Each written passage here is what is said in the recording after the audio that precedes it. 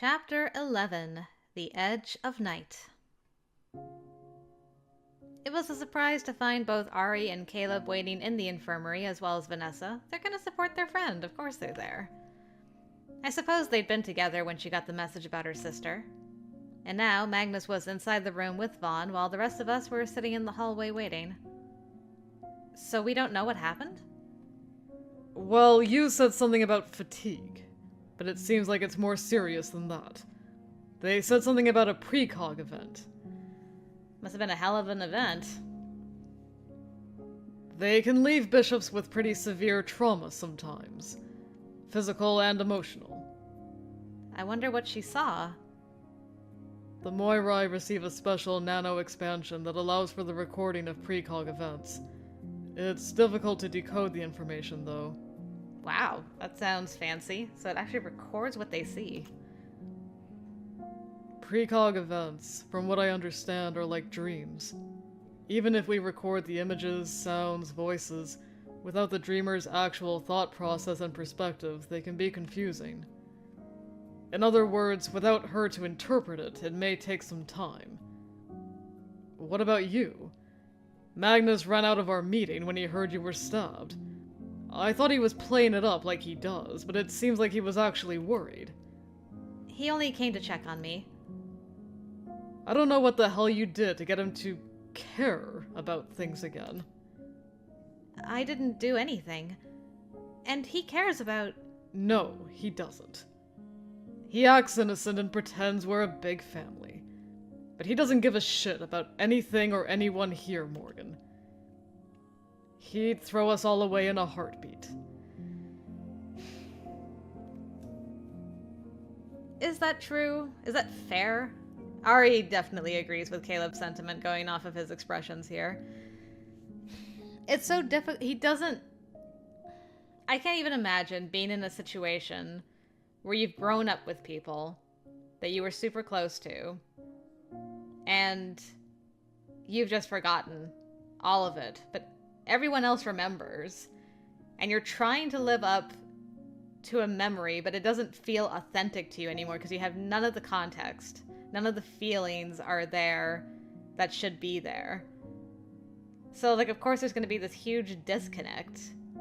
And you might even start, you know, resenting the fact that people are expecting this from you and you're, like, not that person anymore. And you're mad about the fact that you're not that person anymore. It's just, ugh. I don't know if he would...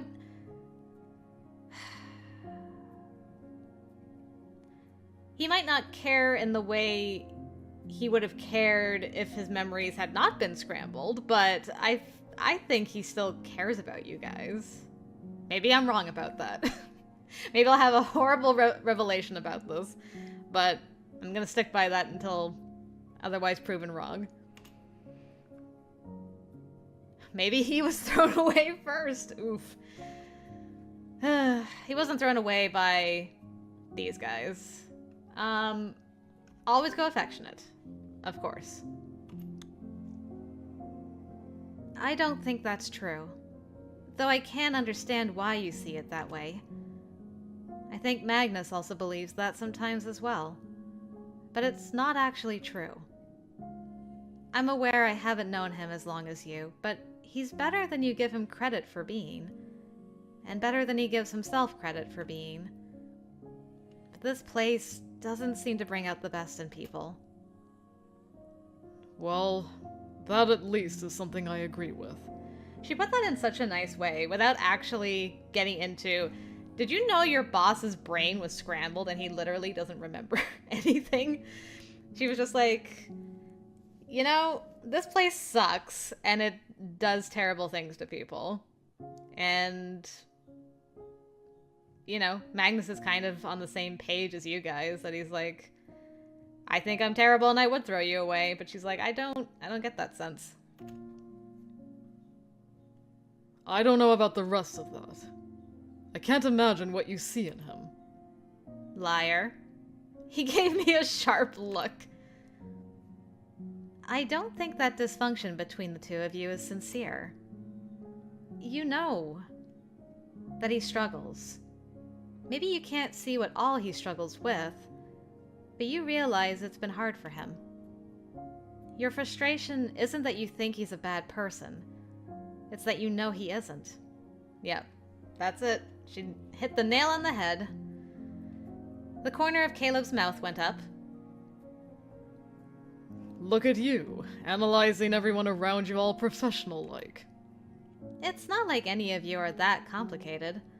It's just this place is complicated. Well, I don't disagree with that. And I guess the rest of what you said is probably true too. Okay, we had to pull some teeth, but we got it out of him. I only wish he didn't wear that damn mask all the time. He can... His voice dropped to a mumble. He can be himself around us too. He can tell us what he's planning for a change. I know. This might not be the best place for a detailed analysis of Magnus's personality, you two. I hope you realize that. So you were all still waiting here? Magnus stepped outside at that moment, giving the three of us a long look. There was an odd catch in his voice when he spoke. He seemed... off. More upset than I expected, given that he didn't like Lethe all that much. There was something troubled in his expression. How is Lethe? They aren't sure yet. You believe it was a mind burst. I might have read about this before. Maybe not. This is the name for a sudden and powerful theokinetic experience. These are usually, but not always, precognitive in nature and can entirely overwhelm an Esper's mind with images, sights, and sounds from their vision. While most bishops learn to avoid being hit by a mind burst, there are times they can't be avoided. They can lead to a number of issues, including psi fatigue. But the mental stress and exhaustion from trying to process a large amount of new information all at once can also be problematic. Generally, bishops are the only ones that need to worry about mind bursts, but sometimes milder ones can plague other Espers that have even a slight talent for theokinetics. Mind burst? It is a powerful theokinetic experience. In her case, likely precognitive. They can be quite dangerous. Most bishops learn to avoid them and control their theokinesis, but occasionally a mind burst of significant magnitude can't be avoided. I don't like this. This wasn't supposed to... He stopped, a deep frown on his face. You keep being like, it wasn't supposed to... This wasn't... I didn't mean for... It really wasn't supposed to play out... Magnus. Okay, we've established that Magnus is a curious mind, right? And, you know, he usually is withdrawn, cold, even, because he's got his brain scrambled, so that all makes sense. So, like, what experiment? I don't know if experiment's the right word, but, you know, like, what was he hoping to witness? And now it's gone, like, further than he wanted. Maybe not even further than he wanted. Maybe now he actually cares, and so now he's got conflicting feelings about it. If he hadn't developed feelings, he might be like, oh, well, this is rather interesting. But now he's like, I actually care about Morgan, and I'm kind of concerned about things that are happening. Magnus, what are you doing? The contents of her mind burst were recorded. They're sifting through them now to see what can be gleaned from it. The council has called me to a meeting. I'll have to leave you here for now. He said nothing else, but was still wearing that troubled expression when he left. I don't believe I have seen him struggle to maintain composure so much before. Yeah, something's weird. Someone else came out, prompting us to stand again. This time it was Dr. Sasaki. Well, how is she? She is alive. The damage is extensive. Have you always been you in here? I could have sworn you were always like Dr. Sasaki before. Have we grown closer? I'm excited. I meant... That is... He cleared his throat. How's Vaughn? Ah, she's concerned, as to be expected. Can we... I want to make sure Vaughn is okay. Can we go in? One of you. I believe Vanessa would appreciate the emotional support. If you'll excuse me. Well, go on. The two of you have known her longer. You may be the newbie, but you're no more an outsider any more than I am. Go inside. Thanks, Caleb. I'm sure she'll be grateful. And you're somehow more worried than Ari and me combined. He gave me a crooked grin, reaching to set a hand on my head. Stop with you and your hand on my head. And let's face it, between the three of us, who do you think is going to be better at comforting her? Well, that was a fair point, regardless of how long any of us had known her. Loitering outside the door a moment longer, I finally opened it and stepped inside the room. I wasn't so much worried about Lethe as I was about Vaughn, but it's not like I wasn't worried about Lethe at all. Seeing her on the bed unconscious, face ashen, I took a deep breath. I didn't like her, or trust her, but I didn't want her to die. I didn't want anyone to die, but especially not someone Vaughn cared about. I wonder if this is how she felt watching me in a bed like this back then. It was her only acknowledgement I'd entered. I quietly moved to the bedside where she was sitting, holding her sister's hand. I'm sure she did. It's always difficult to see a loved one suffer. I'm sorry. I don't know why they sent you in here when you don't even like... I like you. That's why they sent me. You're a friend. And you're hurting right now. Your sister... I guess the situation put us at odds with one another. It isn't as if I hate her or anything. I wish you could have met her before Sylvia died. She was so... Interesting. So Lethe changed after Sylvia died. She was so calm and wise and beautiful. Even back when she was struggling with her abilities, she was so much more talented than I was. Well, I guess she was still, trying to learn how to use her abilities. And then she was kind of forced to use them in a way that she wasn't ready for with Magnus after Sylvia died. Maybe that did something to her as well. I sat on the small stool next to the bed, figuring Vaughn needed a listener more than anything. She struggled? Well, I guess we all do. Sylvia helped her out. That's how they became friends. Sylvia was a queen, but she sort of specialized in our area, I guess you could say. She had such a singular way of looking at things. She taught Ronnie when no one else could. Wow. Everything I hear about Sylvia makes her seem amazing. It seems she touched many people here. I'm sure her death was hard on everyone. It shook us all in ways I think are still affecting us. Ronnie was hit hard by it, and she was never the same. But so much happened at once back then. Ari lost his mentor. Jack and Caleb lost theirs too. We all lost Sylvia. A lot of bond cutting happening that day. I was in a coma for a while, trying to decide if I'd join them all, I guess. Jack left. And I know they had Ronnie do something to Magnus back then. Ah. My eyes widened. Vaughn looked up at me finally, letting out a quiet, sad little laugh.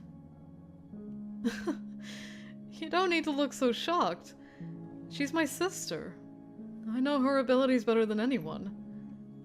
And the council was intrigued when they saw how gifted she was with memory altering. It's such a rare ability. But it was just emerging back then. I was unconscious when it happened, but I pieced it all together based on what everyone told me. Those three were such good friends. I guess because they were all at the top and could support each other. Then Ronnie lost Syl, then they made her hurt Magnus. Oh, Lord, it just keeps getting sadder. When I woke up, it was like she'd withered away inside. I reckon a lot of us realized something happened, if not exactly what. If you knew, why did you never... I couldn't even say what she should have done, what any of them could have done. I guess when it felt like he finally started to go back to normal a little, we all wanted to move on. Lick our wounds and walk away. But you don't walk away from that stuff. It just festers the longer you try to pretend you don't see it. Then a catalyst comes along and the wound breaks open. A catalyst like me? I still don't know why you triggered such a powerful reaction in Lethe. Morgan, you can see how things are here. I mean, in the end, we're all just trying to live. To take each moment as it comes and live. But there's a lot of pain here, too. A lot of terrible memories. And not everything here is pleasant or happy. It's been like that since long before you came here. So please don't think of yourself as some terrible catalyst. It's not like that. I hate seeing someone I know like this. I hope she recovers. I'm sure she will. This isn't the first time something like this has happened. And you is a brilliant doctor. I mean, he's a snot-nosed brat, and kind of a stalker sometimes, though that's mostly reserved for Caleb. I'm pretty sure he uses big words just to annoy people. And he's a ruthless flirt when he wants to be. I swear that man can seduce someone in like half a second if he puts his mind to it. Oh? Go on, I'm just taking some quick notes, don't mind me. Ruthless flirt, what? A flirt? He is? Aha! You've only ever seen him at work. That's why it surprises you. I can't picture him flirting. At all. I can see it. I imagined he sort of lived here, in the infirmary, sleeping under the nurse's station, perpetually yelling medical jargon at people who annoy him. Vaughn laughed. I'm going to tell him you said that. Do it. I want to see his face when you do, though. I was so relieved to see her laugh, though it didn't run off the traces of shadows in her face. But it was still nice to see. I stayed with her a while longer as we talked.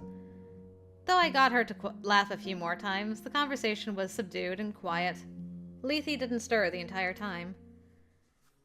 When we finally left, Caleb and Ari were still in the hall. That made me smile. They waited all that time. But Dr. Saskia arrived around that time to throw all visitors out, and he scolded me for not resting. We left, Vaughn nudging me and smirking because I was certain it was obvious I was trying to picture him flirting. And we're distracted from Magnus immediately. She wasn't in high spirits by any stretch, but she seemed to be okay. Especially when Mara was finally off duty and able to come to her. I was glad to see them walking back to their flat together. None of us wanted Vaughn to be alone. And no one could compete with Mara when it came to making her feel better. It was no surprise when I found myself unable to relax or sleep. Even without Lethe's sudden mind burst, I'd have been keyed up. It was a strange night, and I was profoundly restless. I might have gone to the training room, but with my arm injured, that was out of the question. So instead, I wandered the halls. I stayed in the lounge a while, then moved to the garden, then back to the lounge to get away from the people there. What is this feeling? I rubbed at my chest as if it would smooth away the tight, uneasy feeling there. It had been a long day, Even with the painkillers and accelerated healing, there was a dull, throbbing pain where I'd been injured. It had started to itch a while ago as well. Poison? Girl, you should probably report that. But it was more than that.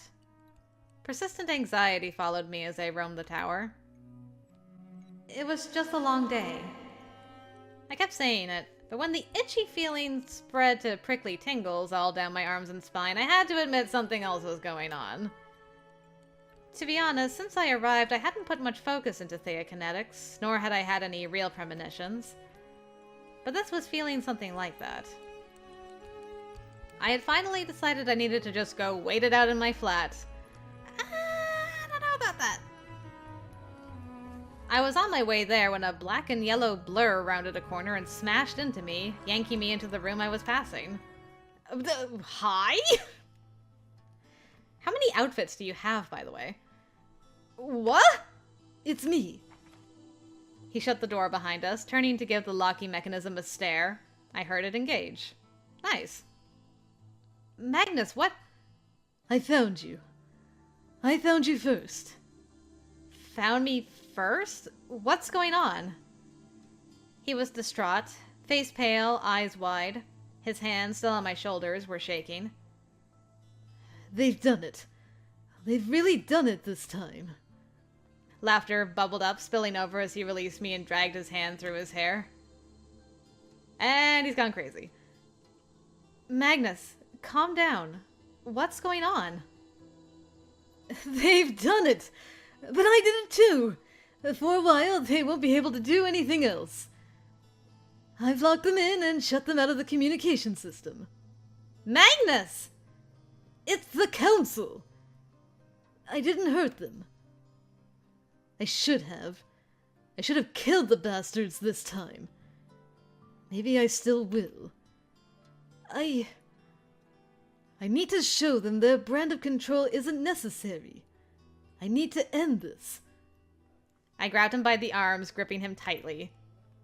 Calm down and tell me what's going on. They're going to arrest you, Morgan! I let out a shaky breath, somehow not even shocked. Do I get to know what I've done this time? They say they decoded Lethe's vision. Or at least enough of it to think they need to have you in custody. He laughed again. What do I do in this vision? That's the thing. I don't think you do anything. I couldn't find a shred of evidence she had a theokinetic experience. Interesting. So they set her up to make it look like she did. And then based on that, we're like, it was such a powerful mind burst. And it was centered around Morgan that we had to arrest her in order to preserve Endgame. And nobody would be the wiser. That's rather dastardly. Meaning what? Meaning she manipulated their memories, Morgan. Everyone at once must have been too much for her. Wait, you're saying Lethe did that? Are you sure? But why? Why did she... I don't have... Okay, so... What is she trying to accomplish? If that's true. Okay, so I had like one track thing, like, oh, the council did this to Lethe to make it look so they could go and arrest Morgan, which is a potential. The other thing, why would he want to kill the council then? If she manipulated their memories, did they command her to manipulate their memories so that way they're not held liable even to themselves? Because they're like, well, we don't remember giving the order, so it's not our fault. It looked like a normal mind burst only because everyone was saying she had a precognitive experience. And those idiots won't question it no matter the proof because it suits them to have a reason to go after you. But why would Lethe do this? It's my fault. I shouldn't have waited so long. I should have taken care of the council weeks ago. Years ago. Veronica was never supposed to do something like that. She did it because I faltered. Because I waited too long and caused you to hesitate. Magnus, you need to explain to me what's going on. There isn't time! I shut down their communications, but I don't know how long it'll be before they send the Furies. You need to block them out until we're out of range. Out of range? What does that mean? We need to leave, Morgan. We have to get out of here. There's no way we can stay now. You see that, right? I mean, I'm fine with leaving, but... Okay, so I learned today you and Lethe were friends with Sylvia, and you guys were like the power trio. And then Sylvia died, and Lethe erased your memories, and then she died inside. But now it's sounding like you and Lethe were still holding together some kind of weird relationship, and where you were planning to get rid of the council, but then and part of that involved Morgan, bringing Morgan. Maybe Lethe saw something with Morgan. I was like, we can finally do this. Magnus agreed, but he did not take into account he was going to fall in love with her, so now she's not the sacrificial lamb that they planned on making Morgan to be to take care of the council. Maybe. That's my only thought process for where this could possibly be going, but we'll see. His voice was frenzied, eyes still wide as he clutched my shoulders again. Like he'd snapped, finally. After all this time, he finally snapped. I guess we should just go, and then hopefully we can get some... Because we're not getting any answers out of him in this, like, frenzied state, are we? Let's just go.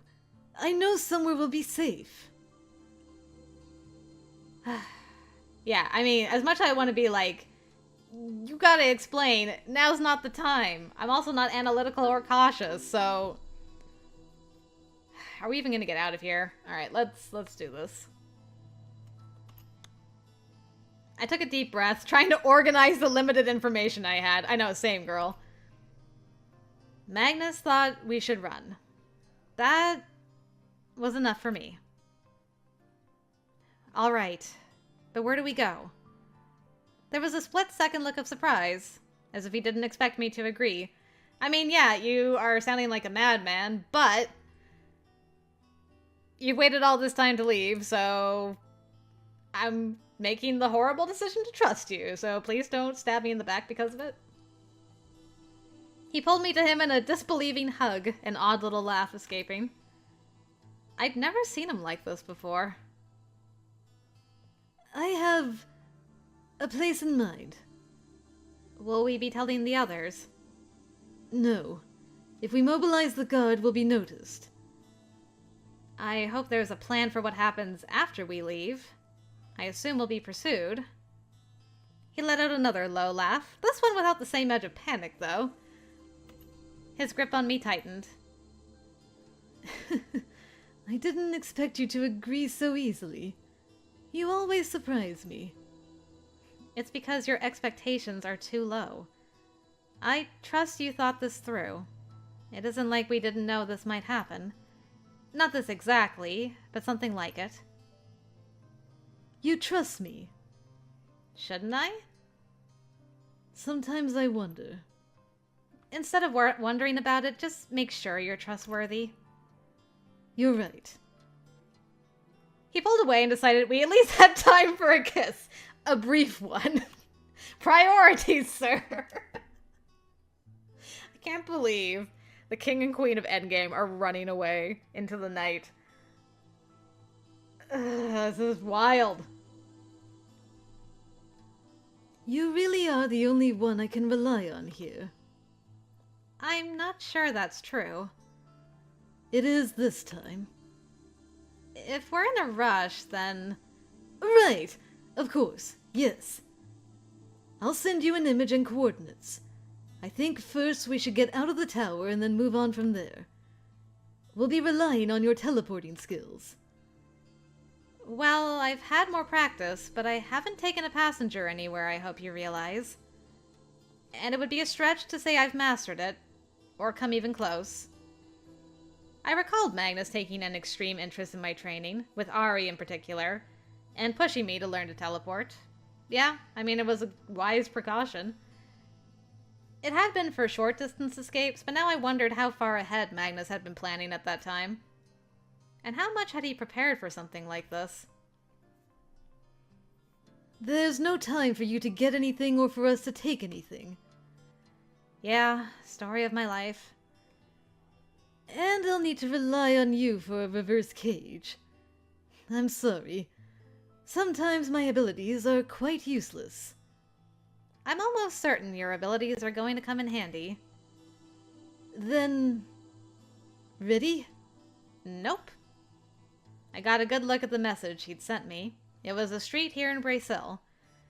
Expanding my sphere all at once, I homed in on that location and, making sure I had a wide space just in case I missed the target, I grabbed his hand and we jumped. Alright.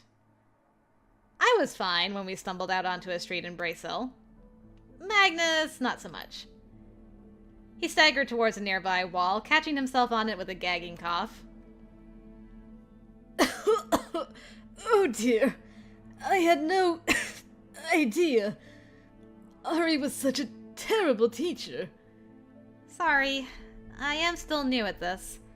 Are you okay? I joined him, rubbing his back as he bit back another gagging cough. I'm not sure. Maybe I should have asked them to arrest me. I thought they were going to arrest me. Well, I'm sure they'd have dragged me into it somehow. As much as I'd love to let you recover, Caleb and Ari did that with me and then we got attacked. We might want to keep going if you're determined this is the right course of action.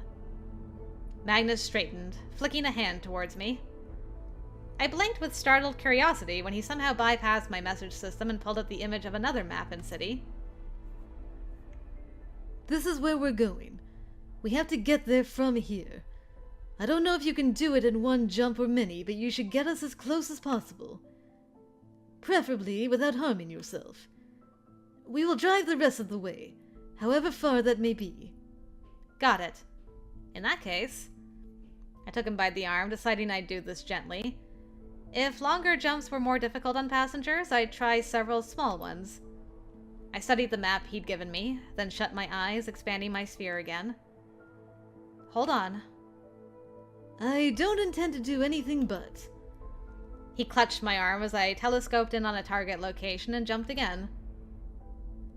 It took several jumps to get us where Magnus wanted to go. As Ari had once told me, the first jump was the worst. His condition improved and mine worsened, but I hung in there until he said we were almost there. An unfamiliar city where he said we'd drive the rest of the way. I was astonished by the blur of events that followed. We hired a vehicle, a sleek hover car that looked expensive. I assumed at first we were switching to a vehicle so I wouldn't tire myself out, and that was certainly part of it, as Magnus explained. But what astonished me was when we left the dome. We left the dome! Our last stop was an isolated tertiary dome called Emrys, near the Waste. It was one of few access points to Delphine, where there were vast tunnels that spanned the Waste to the night side. All the tunnels, Magnus explained, had terminals leading directly into the Waste. They were completely locked down, of course. Electronic and unhackable locking mechanisms. But it wasn't as if that could keep Magnus away. His plan all along had been to abandon the domes. I had my face glued to the car window the entire time. Endgame helps protect the neutrality of the Waste by keeping outsiders at bay. I know where all the guard and patrol stations are as well. And I issued an order earlier that should give us a small window of escape so we can pass through undetected. But where are we going? You realize that we're on rather good terms with the Nomos, yes? Wait, what? Are we going to one of the abandoned cities? A colloquial name for the Nomos cities and settlements in the Twilight Wastes. It is fueled by the idea that the cities in the Wastes were abandoned during the years-long fighting during the Civil War. And after the war ended, their locations had moved and the Wastes were deemed off-limits. Most people in governments aren't sure of the exact coordinates of places like Kinesi or other Nomos cities. I'm so excited to see like some new backgrounds. Perhaps Kinos or Eremos eventually. Or Kinesi. It's interesting they're still referred to that way. I guess it's a holdover from the Civil War when most of the people living in the Waste moved back to the domes. Even so, they're hardly abandoned and empty. There's a thriving culture out here. But where are we going now? A temporary stopping point. Somewhere we can rest. How do you even know your way around out here? As I said, Endgame still manages the Waste. It's not as if they never need our help. We keep peace out here too. So we have friends here. He's being evasive about it again. Yep. But he somehow knew exactly where he was going. Ever since Ari and Caleb had pulled me off the street, I'd had repeated moments where life took a surreal turn. The things that were happening were outrageous and strange, yet somehow burned with the strange normalcy that came simply with happening. It was the bizarre dichotomy of not believing something was happening while witnessing it doing just that. Despite the novelty of all this, I was tired, and it was an outrageous finale to an outrageous, exhausting day. You're not kidding. It was almost embarrassing to admit I fell asleep with my forehead pressed to the car window as a fascinating and unfamiliar world passed by outside.